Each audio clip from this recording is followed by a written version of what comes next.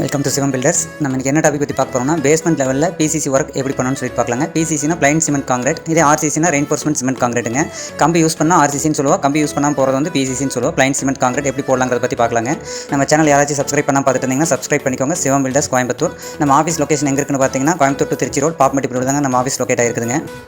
இந்த கன்ஸ்ட்ரக்ஷன் பார்த்திங்கன்னா நம்ம சூலூரில் பண்ணிட்டு இருக்கிறோங்க.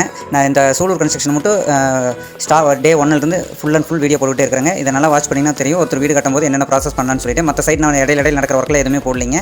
இந்த சைட் மட்டும் ஃபுல்லாக கான்சன்ட்ரேட் பண்ணி அடுத்தடுத்த ஒர்க் என்னென்ன வந்துட்டு இருக்குன்னு சொல்லிட்டு இந்த ஒரு சைட் மட்டும் கான்சன்ட்ரேட் பண்ணி போட்டுட்ருக்கேங்க.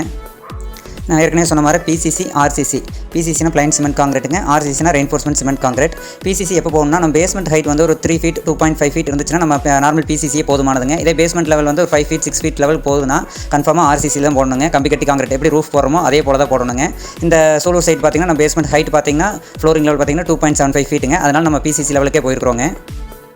இதுக்கு முன்னாடி ஸ்டேஜ் பார்த்திங்கன்னா எர்த் ஃபில்லிங் சாயில் கம்ப்ளீட் பண்ணதுக்கப்புறங்க நம்ம ஆன்டி டெர்மைட் ட்ரீட்மெண்ட் எப்படி பண்ணலாம்னு சொல்லி பார்த்துருந்தாங்க. யாராச்சும் பார்க்கலன்னா அந்த வீடியோ போய் பார்த்துக்கோங்க எப்படி பண்ணுறதுன்னு சொல்லிட்டு.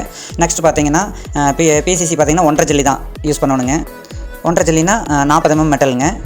நம்ம பிசிசி போடுறதுக்கு முன்னாடி என்ன பண்ணணும்னு பார்த்தீங்கன்னா, ஃபஸ்ட்டு வந்து சாயில் வந்து லெவல் பண்ணிவிட்டு எர்த்ராமர் போட்டு ஹரிசாண்டல் வெர்டிக்கல் நம்ம ஓட்டி விட்டு கொடுங்க. அப்போ தான் நம்ம வந்து சாயில் வந்து ரொம்ப டைட் ஆகி நமக்கு பின்னாடி வந்து செட்டில்மெண்ட் இஷ்யூ கண்டிப்பாக வராமல் இருக்குங்க. அதனால் ஒவ்வொருத்தரும் பார்த்தீங்கன்னா பிசிசி போட்டதுக்கப்புறம் எர்த்ராமர் போடுவாங்க. நம்ம அப்படி பண்ணாமல் சாயில் ஃபில் பண்ணதுக்கப்புறம் ஒரு நாள் காய விட்டுட்டு அடுத்த நாள் பார்த்தீங்கன்னா எர்த்ராமர் போட்டு ஃபுல் அண்ட் ஃபுல் ஓட்டி விட்டுட்டு தாங்க அடுத்து நாங்கள் பிசிசி ப்ராசஸ்க்கே போகிறோங்க. அதுபோல் இந்த பில்டிங் பார்த்திங்கன்னா காம்பவுண்ட் வால் டேரெக்டாக நாங்கள் பிளிந்த் பீம்லேயே கனெக்ட் பண்ணிட்டோங்க. ஏன்னா சைட்டு இடங்கிறங்காட்டி பின்னாடி பார்த்திங்கன்னா அதுக்கு பக்கத்தில் யாராச்சும் நம்ம வீடு கட்டும்போது எக்ஸ்கவேஷன் பண்ணும்போது பார்த்திங்கன்னா 7 feet 8 feet போகும்போது நம்ம காம்பவுண்ட் வால் நம்ம வந்து சரியான வாய்ப்பு இருக்குது. அதனால் நாங்கள் பார்த்திங்கன்னா வீட்டோட பிளிந்த் பீம், அதாவது கிரேட் பீம் சொல்லுவாங்க கிரவுண்ட் லெவல், அந்த லெவல்லேயே பார்த்திங்கன்னா டைப் பண்ணிட்டோங்க. காம்பவுண்ட் வாலையும் அதுக்கான பில்லர், காம்பவுண்ட் வால்க்கான பில்லர் எல்லாமே ரைஸ் பண்ணி விட்டுடுவோங்க. நம்ம எர்த்ராமர் ஓட்டினதுக்கப்புறம் பார்த்தீங்கன்னா 4 inch பிசிசி போட வேண்டியது இருக்குது 1.5 மெட்டலுங்க. அதில் 1 inch பார்த்தீங்கன்னா ஃபஸ்ட்டு வந்து எம்சாண்ட் ஃபில் பண்ணிடுறதுங்க. சாயில் மேலேயே வந்து ஒரு கிரிப்புக்காக வந்து எம்சாண்ட் வந்து என்டையராக ஃபில் பண்ணியிருக்கிறோங்க. அதுதான் நீங்கள் இந்த வீடியோவில் பார்த்துட்டு இருக்கீங்க. நெக்ஸ்ட் எம்சாண்ட் ஃபில் பண்ணதுக்கப்புறம் பார்த்தீங்கன்னா மட்டை வந்து லெவல் பண்ணிக்கணுங்க. எந்த அளவுக்கு கொட்ட போகிறோன்னு சொல்லி என்டையராக, ஏன்னா ஒரு இடத்துல மண் லெவல் பார்த்திங்கன்னா அதிகமாக இருக்கும், ஒரு இடத்துல கம்மியாக இருக்குங்க.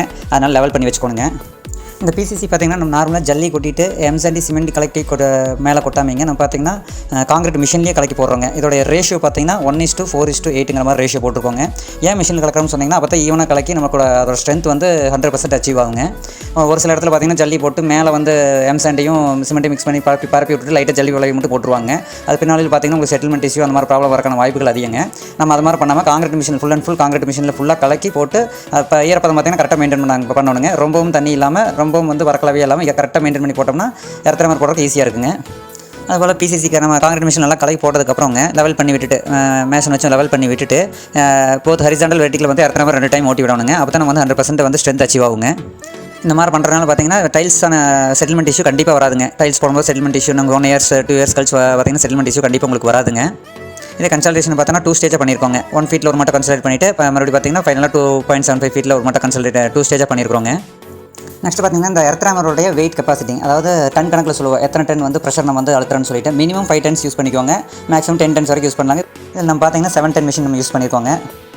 அதுபோல் நம்ம எல்லா சைட்டுக்குமே பார்த்திங்கன்னா Tata steel, UltraTech cement, wire cut brick தாங்க நம்ம யூஸ் பண்ணிட்டு இருக்கிறோங்க.